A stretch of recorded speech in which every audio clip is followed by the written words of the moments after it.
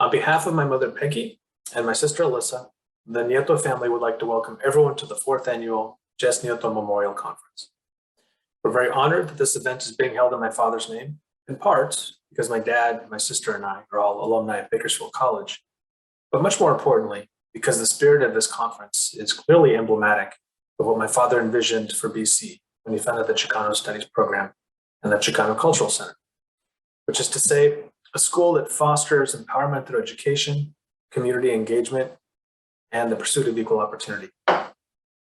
More broadly, you can trace these principles throughout what was ultimately a very eclectic career.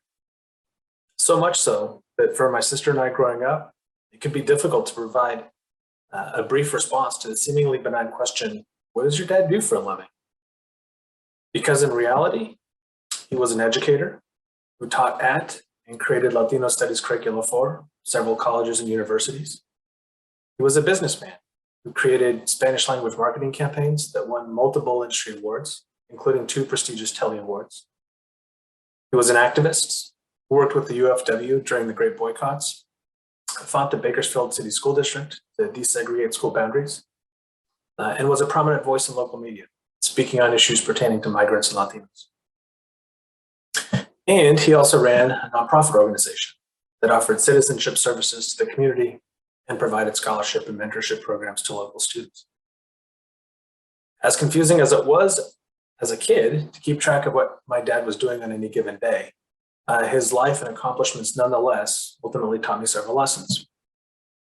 First, there are numerous ways that each of us can positively affect our community.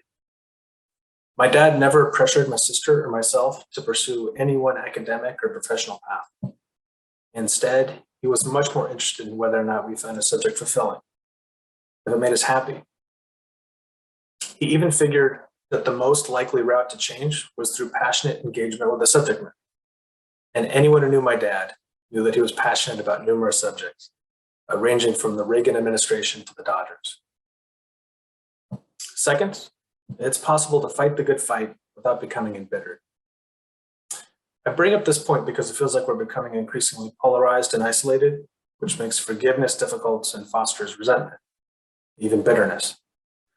My father, along with others of his generation, endured a lot advocating for Latinos in Kern County, particularly in the 70s and 80s. While he never forgot certain antagonists from especially contentious legal or political battles, those experiences didn't seem to change him. He remained positive and gregarious, even displaying a real joy for him. And third, physical activity provides benefits that extend far beyond the physical. My dad enjoyed hiking, biking, and skiing, but he loved running. After a long day at work, on a work trip, on vacation, didn't matter. He always had a pair of running shoes with him. Running was his way to manage stress, process the day's events, and probably even maintain a positive outlook on it. I think it helped him carry on.